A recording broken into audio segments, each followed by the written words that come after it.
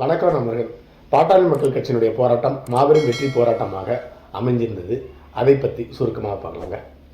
பாட்டாளி மக்கள் கட்சி தங்களுடைய தலைவரை பற்றி திராவிட முன்னேற்ற கழக தலைவர் ஸ்டாலின் அவர்கள் எதோச்சேரமாக பேசினது காரணமாக பாட்டாளி மக்கள் கட்சி தொண்டர்கள் வெகுண்டிலிருந்து போராட்டம் நடத்தினாங்க. அந்த போராட்டம் பாட்டாளி மக்கள் கட்சிக்கு ஒரு மிகப்பெரிய போராட்டமாக அமைந்தது. எந்த அளவுக்கு பாட்டாளி மக்கள் கட்சிக்கு இந்த போராட்டம் ஒரு வெற்றிகரமாக போராட்டமாக அமைந்ததோ அதைவிட 100 மடங்கு வெற்றிகரமான போராட்டமாக திராவிட முன்னேற்ற கழகத்திற்கு அமைந்தது. சரி, போராட்டம் ஏன் பாட்டாளி மக்கள் கட்சியில போராட்டம் ஏன் அப்படின்னு பார்க்கலாங்க.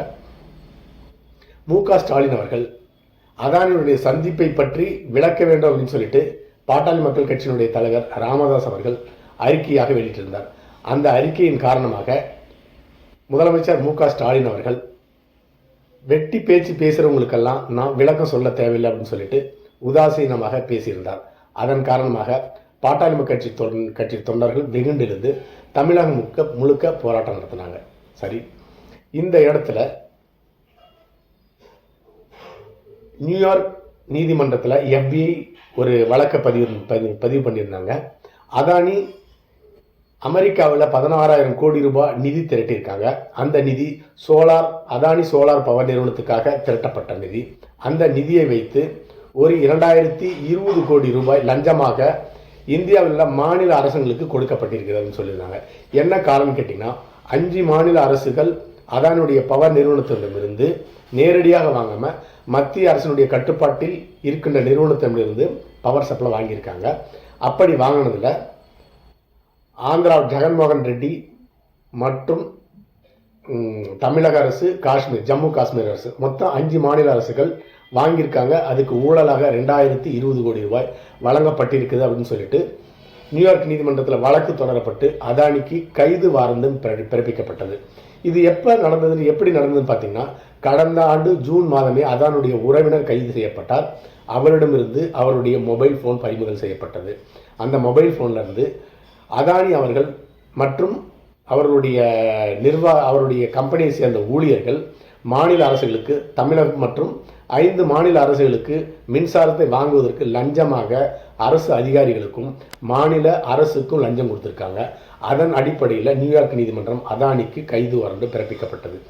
இந்த சம்பவம் முதலாக எப்போ வெளிவந்ததுன்னு கேட்டிங்கன்னா, யூடியூப் சேனலான டைம்ஸ் மினிட் அப்படிங்கிற ஒரு சேனலில், அதாவது ஷபீர் அவர்களுடைய சேனலில் இந்த நியூஸ் ஆனது முதலாக வெளிவந்தது. அதன் அடிப்படையில் தற்பொழுது தான் அந்த ஊழல் வெளி உலகத்துக்கு வந்திருக்கிறது. நியூயார்க் நீதிமன்றம் அதானிக்கு கைது வாரண்டு பிறப்பித்த உடனே அதனால் அதை புரிந்து கொண்ட பாட்டாளி மக்கள் கட்சி தலைவர் ராமதாஸ் அவர்கள், மு.க.ஸ்டாலின் அவர்கள், அதானியுடைய சந்திப்பு அதை பற்றி விளக்க வேண்டும் சொல்லியிருந்தாங்க. ஏன்னா கடந்த சில மாதங்களுக்கு முன்பாக அதானி அவர்கள் தனி விமானத்தில் சென்னை வந்து மு.க.ஸ்டாலின் அவர்களையும் அவருடைய மருமகனையும் சந்தித்தாக அந்த யூடியூப் சேனல் தகவல் இருக்குது. அதன் அடிப்படையில் விளக்க வேண்டும் அப்படின்னு சொல்லிட்டு டாக்டர் ராமதாஸ் அவர்கள் ஒரு பேட்டியில் கொடுத்திருந்தார். ட்விட்டரில் கொடுத்திருந்தாங்க. அதன் அடிப்படையில் ஒரு கோரிக்கை வைத்திருந்தார். அந்த நிகழ்ச்சியை பற்றி பேட்டி கேட்ட ஒரு நிருபரிடம் வேலை வெட்டி இல்லாதவங்களுக்கெல்லாம் பதில் சொல்ல தேவையில்லைன்னு சொல்லிட்டு மு.க.ஸ்டாலின் அவர்கள் பேசியிருந்தார். அதன் காரணமாக தமிழகத்தில் உள்ள பாட்டாளி மக்கள் கட்சி தொண்டர்கள்லாம் வெகுந்தெழுந்து தமிழகம் முழுக்க போராட்டம் நடத்தினாங்க. பஸ் கண்ணாடியும் உடைக்கப்பட்டது. அந்த போராட்டம் தமிழகம் முழுக்க ஒரு பேசுபொருளாக எடுத்துக்கொள்ளப்பட்டது. அதன் காரணமாக இப்பொழுது பாட்டாளி மக்கள் கட்சி அவருடைய போராட்டம் மிகப்பெரிய அளவில் வெற்றி பெற்றிருக்கிறது. சரி, பாட்டாளி மக்கள் கட்சின்னு ஒரு கட்சி தமிழகத்தில் இருக்கா அப்படின்னு சொல்லிட்டு சில வருடங்களாக தெரியவில்லை. ஏன்னு கேட்டிங்கன்னா, மக்களுடைய போராட்டத்திற்காக பாட்டாளி மக்கள் கட்சி கலந்து கொள்ளவில்லை, போராட்டத்தில் இறங்கவில்லை. ஆனால் தன்னுடைய கட்சி தலைவரை பற்றி அவதூறாக பேசிட்டாங்க அப்படிங்கிறதுக்காக பாட்டாளி மக்கள் கட்சி தொண்டர்கள்லாம் வெகுண்டு எழுந்திருக்கிறாங்க.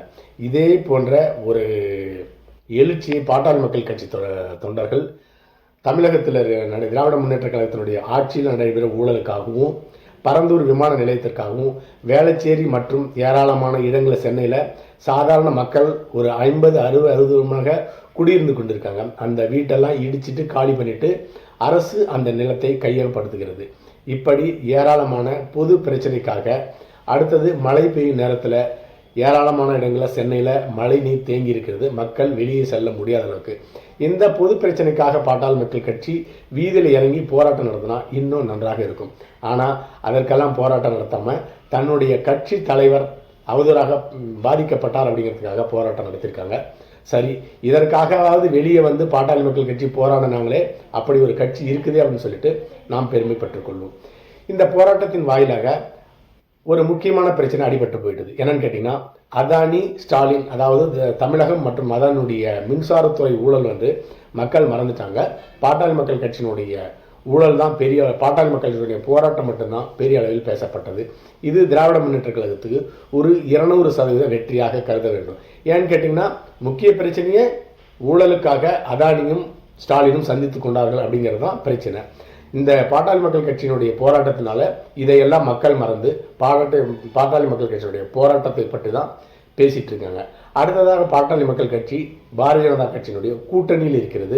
அப்படி பாரதிய ஜனதா கட்சியினுடைய கூட்டணியில் இருக்கின்ற பாமக தொடர்ந்து அதானுடைய ஊழலும் மோடியினுடைய ஊழலும் பற்றி பேசுவோம் அப்படின்னு கேட்டிங்கன்னா அது மிகப்பெரிய கேள்விக்குறியாக இருக்கிறது. ஏன்னா அவங்க பேச மாட்டாங்க, தங்களுடைய லாபத்தை மட்டும்தான் எடுத்துக்கொள்வார்கள். ஒவ்வொரு அரசியல் கட்சியும் அதே போல பாட்டாளி மக்கள் கட்சியும் தங்களுக்கு லாப நோக்கத்தில் எது தோன்றுகிறதோ அதை மட்டும்தான் செய்வார்கள். அடுத்த பதிவில் சந்திக்கலாம். நன்றி.